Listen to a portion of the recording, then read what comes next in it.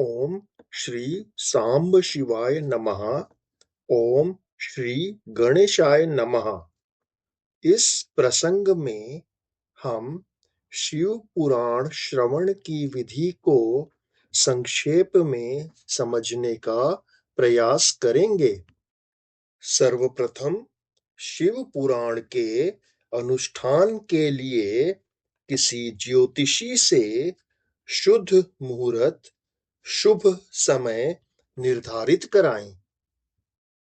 मुहूर्त, कथा की तिथि व समय निश्चित हो जाने पर ज्यादा से ज्यादा शिव पुराण कथा के आयोजन का प्रचार कराएं, जिससे कथा अनुष्ठान की जानकारी अधिक से अधिक मनुष्यों तक पहुंच सके।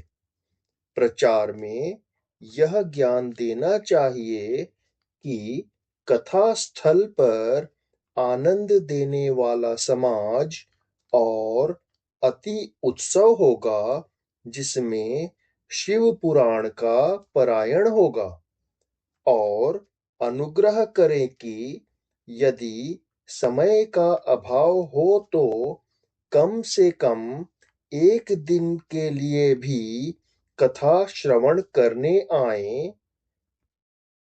शिव पुराण कथा की तिथि और स्थल तय करने के बाद आयोजक का यह कर्तव्य होता है कि वह यह सुनिश्चित करे कि कथा आयोजन से जुड़े सभी नियमों का पूरी तरह पालन किया गया है।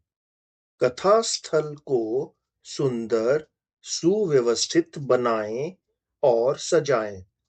परमात्मा भगवान शंकर के लिए और कथावाचक के लिए दिव्य और सुखद आसन बनाएं। श्रोताओं के लिए भी योग्य सुंदर स्थानों की व्यवस्था करनी चाहिए। श्रोताओं का आसन वक्ता के पूज्य आसन से ऊंचा नहीं होना चाहिए। वक्ता उत्तर दिशा की ओर मुंह करके बैठे। श्रोताओं को पूर्व दिशा की ओर मुंह करके पालथी मारकर बैठना चाहिए। ऐसा भी माना गया है कि पूज्य और पूजक के बीच पूर्व दिशा रहे अथवा वक्ता के सम्मुख श्रोताओं का मुख रहे। पौराणिक वक्ता व्यासासन पर जब तक विराजमान रहे तब तक प्रसंग समाप्ति के पूर्व किसी को नमस्कार नहीं करना चाहिए। पुराण का विद्वान वक्ता सदा वंदनीय और पूज्य होता है। शास्त्र और पुराण में कथा सम्यक का विवरण है। शास्त्र और पुराण में कथा के बीच अवकाश के समय का भी विवरण है, जिससे लोग शौच आदि से निवृत्त हो सकें।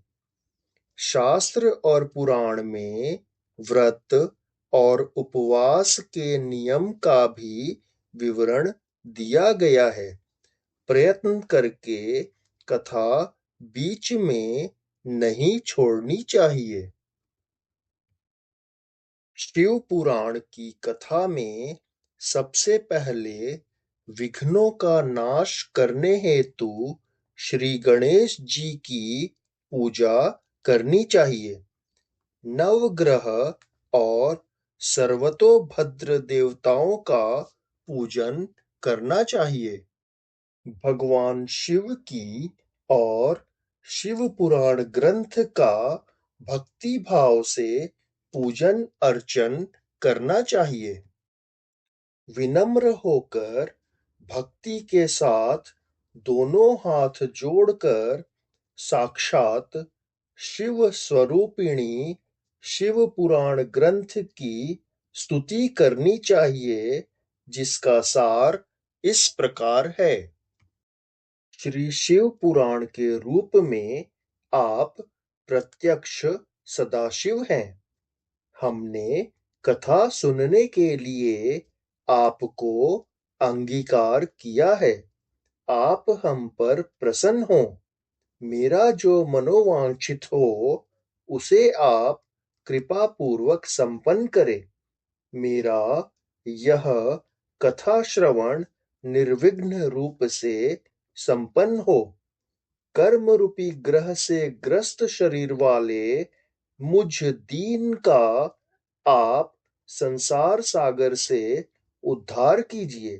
हे शंकर, मैं आपका दास हूँ। इस प्रकार साक्षात शिव स्वरूप इस शिव पुराण की दीनता पूर्वक स्तुति करके वक्ता की पूजा करनी चाहिए। शिव पूजा की शास्त्रों और पुराणों में बताई गई विधि से पुष्प, वस्त्र, अलंकार, धूप दीप आदि से वक्ता की पूजा करें और कथा समाप्ति पर्यंत यथाशक्ति उसका प्रयत्न पूर्वक पालन करें। तत्पश्चात कथावाचक व्यास की प्रार्थना करें। हे व्यास जी के समान ज्ञानी श्रेष्ठ, शिव शास्त्रोक्त मर्मज्ञ ब्राह्मण देवता, आप इस कथा के प्रकाश से मेरे अज्ञान अंधकार को दूर करें। भक्ति पूर्व 5 अथवा 1 ब्राह्मण का वरण करें और उनके द्वारा शिव पंचाक्षर मंत्र नमः शिवाय का जप कराएं। उक्त विवरण संक्षिप्त रूप में है।